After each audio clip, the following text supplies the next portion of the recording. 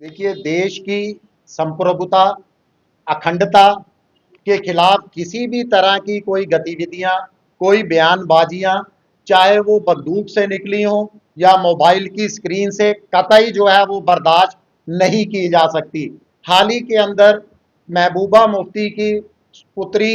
इल्तिजा मुफ्ती और पीडीपी की नेता ने जो एक अलगावादी, कट्टरवादी नेता का एक सोशल मीडिया के अंदर महिमा मंडल किया है, उसकी हम कड़े शब्दों के अंदर आलोचना करते हैं। और साइबर पुलिस द्वारा जो उनके अगेंस्ट एफआईआर दर्ज की गई है, उसका हम पुरजोर स्वागत करते हैं। खाली स्वागत ही नहीं, हम तो मांग करते हैं कि इसकी सख्ती के साथ समयबद्ध तरीके से सख्त जांच जो है वो की जानी चाहिए। देखिए, आज सोशल मीडिया को जो है एक डिजिटल प्रोपोगंडे के तौर पर जो है वो इस्तेमाल किया जा रहा है। युवाओं के अंदर भ्रम जो है वो फैलाने के लिए इस्तेमाल किया जा रहा है। कट्टरवादी और अलगावादी नेता जिनका दौर खत्म हो चुका है, उनका फिर दोबारा से महिमा मंडल करने के लिए जो है इस तरह से सोशल मीडिया का इस्तेमाल किया जा रहा है। हमारा तो मानना है कि ये सोशल मीडिया का इस तरह का इस्तेमाल एक सॉफ्ट टेररिज्म को बढ़ावा देने के लिए जो है काम किया जा रहा है, जिस पर सरकार को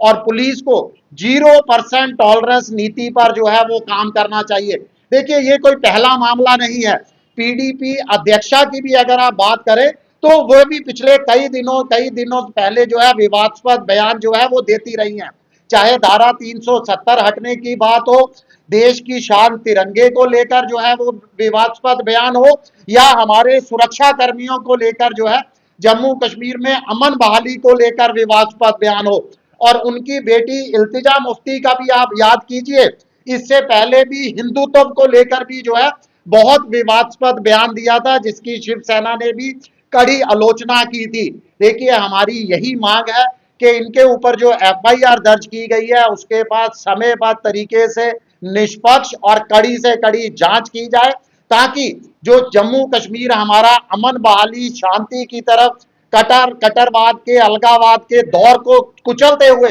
जो आगे बढ़ रहा है, उसको जो है वापस उस रास्ते पर ना लौटे। और इनकी जो निजी मंशा है, जो किसी ना किसी तरीके से इनकी जो अब राजनीतिक जमीन खिसक चुकी है, उसको दोबारा पाने के लिए जो लगातार विवादास्पद बयान पीडीपी नेताओं द्वारा दिए जा रहे हैं, इस पर जो है पूरी तरह से अंकुश लगे। देश की संप्रभुता, अखंडता के खिलाफ किसी भी तरह की कोई गतिविधियां, कोई बयानबाजियां, चाहे वो बंदूक से निकली हो या मोबाइल की स्क्रीन से, कतई जो है वो बर्दाश्त नहीं की जा सकती। हाल ही के अंदर महबूबा मुफ्ती की पुत्री इल्तिजा मुफ्ती और पीडीपी की नेता ने जो एक अलगावादी, कट्टरवादी नेता का एक सोशल मीडिया के अंदर महिमा मंडल किया है, उसकी हम कड़े शब्दों के अंदर आलोचना करते हैं। और साइबर पुलिस द्वारा जो उनके अगेंस्ट एफआईआर दर्ज की गई है, उसका हम पुरजोर स्वागत करते हैं। खाली स्वागत ही नहीं, हम तो मांग करते हैं कि इसकी सख्ती के साथ समयबद्ध तरीके से सख्त जांच जो है वो की जानी चाहिए। देखिए, आज सोशल मीडिया को जो है एक डिजिटल प्रोपोगंडे के तौर पर जो है वो इस्तेमाल किया जा रहा है। युवाओं के अंदर भ्रम जो है वो फैलाने के लिए इस्तेमाल किया जा रहा है। कट्टरवादी और अलगावादी नेता जिनका दौर खत्म हो चुका है, उनका फिर दोबारा से महिमा मंडल करने के लिए जो है इस तरह से सोशल मीडिया का इस्तेमाल किया जा रहा है। हमारा तो मानना है कि ये सोशल मीडिया का इस तरह का इस्तेमाल एक सॉफ्ट टेररिज्म को बढ़ावा देने के लिए जो है काम किया जा रहा है, जिस पर सरकार को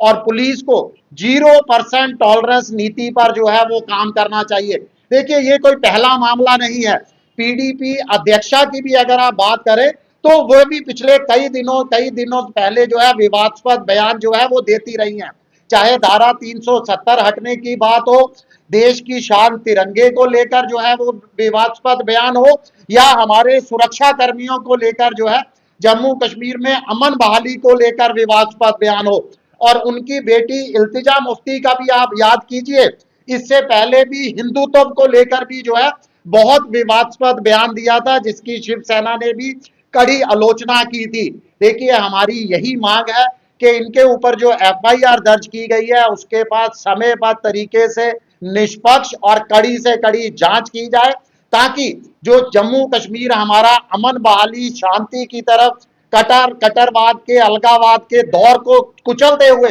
जो आगे बढ़ रहा है उसको जो है वापस उस रास्ते पर ना लौटे और इनकी जो निजी मंशा है जो किसी ना किसी तरीके से इनकी जो अब राजनीतिक जमीन खिसक चुकी है उसको दोबारा पाने के लिए जो लगातार विवादास्पद बयान पीडीपी नेताओं द्वारा दिए जा रहे हैं इस पर जो है पूरी तरह से अंकुश लगे। और जैसा कि कहा जा रहा था और हम तमाम लोग जो है वो तमाम विपक्षी पार्टियां दावे भी कर रहे थे कि चुनाव खत्म तो जनता को जो है वो राहत खत्म हो जाएगी। बिल्कुल चुनाव के जो 5 राज्यों के चुनाव हुए हैं अभी वो कल खत्म हुए उसको 12 घंटे भी नहीं हुए थे तो जनता पर जो है वो महंगाई की मार महंगाई का बोझ एक बार फिर जो है वो डाल दिया गया है। कमर्शियल सिलेंडर को लेकर जो लगभग 990 रुपए 95 रुपए लगभग जो है वो 1000 रुपए की जो बढ़ोतरी कर दी गई है ये बेतहाशा बढ़ोतरी है जो आम जनता पर भी जो है महंगाई का बोझ पड़ेगा और जो ढाबा होटल और इस तरह के व्यवसाय से जुड़े हुए लोग हैं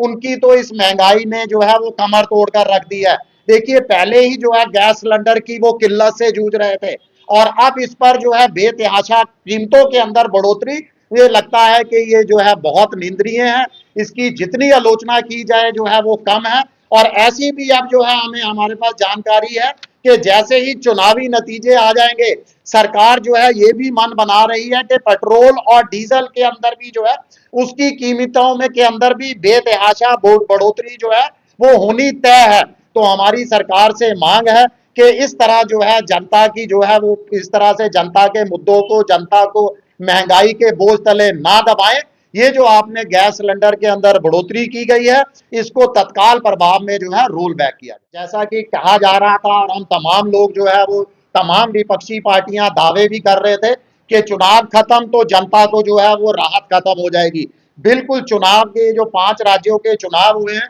अभी वो कल खत्म हुए उसको 12 घंटे भी नहीं हुए थे तो जनता पर जो है वो महंगाई की मार महंगाई का बोझ एक बार फिर जो है वो डाल दिया गया है। कमर्शियल सिलेंडर को लेकर जो लगभग 990 रुपए 95 रुपए लगभग जो है वो 1000 रुपए की जो बढ़ोतरी कर दी गई है ये बेतहाशा बढ़ोतरी है जो आम जनता पर भी जो है महंगाई का बोझ पड़ेगा और जो ढाबा होटल और इस तरह के व्यवसाय से जुड़े हुए लोग हैं उनकी तो इस महंगाई ने जो है वो कमर तोड़कर रख दी है। देखिए पहले ही जो है गैस सिलेंडर की वो किल्लत से जूझ रहे थे और अब इस पर जो है बेतहाशा कीमतों के अंदर बढ़ोतरी ये लगता है कि ये जो है बहुत निंदनीय है। इसकी जितनी आलोचना की जाए जो है वो कम है। और ऐसी भी अब जो है हमें हमारे पास जानकारी है कि जैसे ही चुनावी नतीजे आ जाएंगे सरकार जो है ये भी मन बना रही है कि पेट्रोल और डीजल के अंदर भी जो है उसकी कीमतों में के अंदर भी बेतहाशा बढ़ोतरी जो है वो होनी तय है। तो हमारी सरकार से मांग है